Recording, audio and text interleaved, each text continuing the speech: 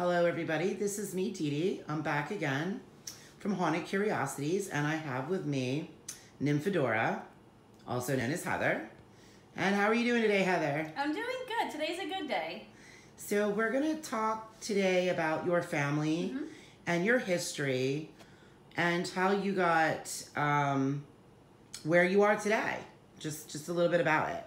Okay, so like I said before, when you guys had visited me after a session, my family is from Samaria.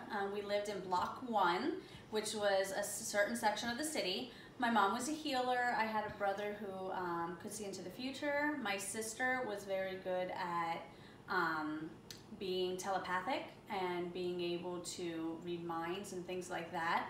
And I come from a family of 14, so we had lots of different things going on. So you know, I never asked you that. I didn't know how many were in the family. For some reason, I kept thinking there was 8 of you. No, I wish sometimes. It was quite crazy with 14 of us running around, but I'm the youngest of the 14, and because of that, I got a little extra gift because I got pretty much everything that everybody has. So you have, they all have one gift each. One, yes. And you have all of those. I have all of them, yes. And how do you think that happened? I think it was because my mom almost died giving birth to me, so it was this is the last one, we can't have any more. And because God spared me, my mom was saved as well. I think that I was just given an extra gift because of me being the last one. If it were up to my mom and dad, they would have probably had more kids. But because I was the last one, I got the extra special gifts of having what everybody has. So let me ask you, it sounds like you brought up a little bit about religion. Now, well, I have one question I want to ask you first. Okay. Being Sumerian, yes, those people are of a darker skin tone. Yeah. Oh, and there's Jesus. Yes, yes. He's beautiful. How is it that you have flaming red hair, and it is flaming red hair? I don't know if people can see it in the video, and your skin is lighter. How is that? Well, back when I was born and growing up, our skin tone was darker. Okay. It was darker. But because of me being a universal immortal, or back then it was called split immortal, because of me being immortal, I've traveled throughout many ages, and we actually get to pick what we want. So I prefer a lighter skin tone. That's just what I like. But your hair's always been red, right? My hair has not always been red. Oh, really? It is my natural color. That is the natural color. But I've tried other colors. Brown, I've stuck with brown for quite a while. That seemed to fit me pretty nice. So I've also been blonde. I tried black for a tiny bit, but I didn't really like it too much. So I quick went back to my natural, and I can change my eye color, many different things. So I've stuck with the light complexion. The red hair has really grown on me, especially since it's natural, but also because it comes from my lineage of Lilith, and I'm actually really proud of that. So I like the red. I think I'm gonna stick with it. Okay, so what, now that we have that explanation, what are some of the, well, tell me first about Gilgamesh and Jesus Christ, and you were born before Jesus Christ, is that right? That is correct. I was born about 2500 BC. And Gilgamesh, he's an interesting guy. My family actually knew him because he's been seeking out immortality for quite a while.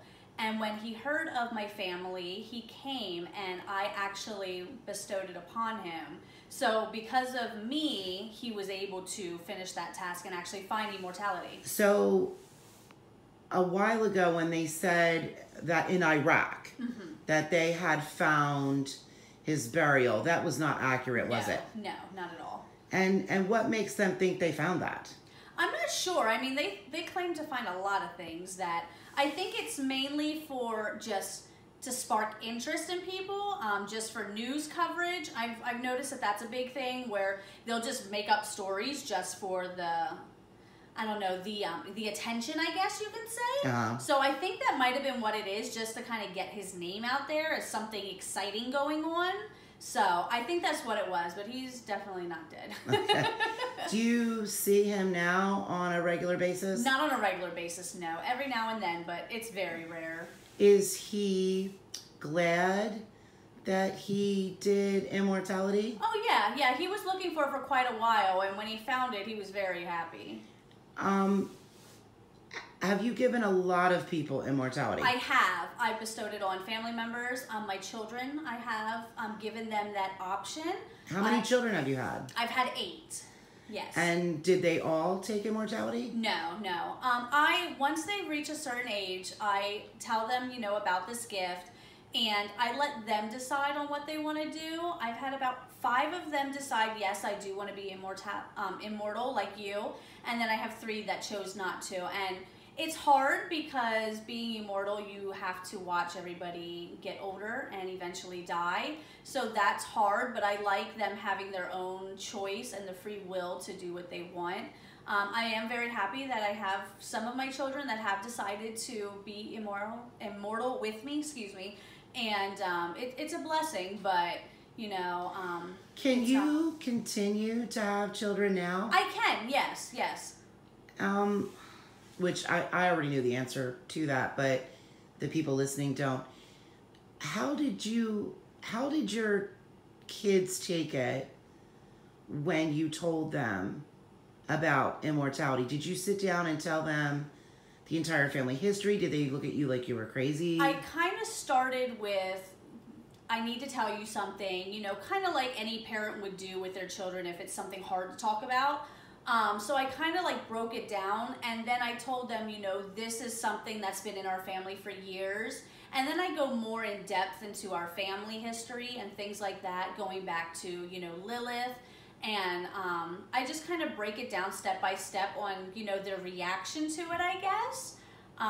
Each conversation's been different. My daughter was very, very easy to talk to. Me and her are very, very close, so it was easy to talk to her. My youngest daughter was a little bit harder because she's grown up in the world where you don't believe it till you see it kind of thing, and being immortal is kind of hard to prove.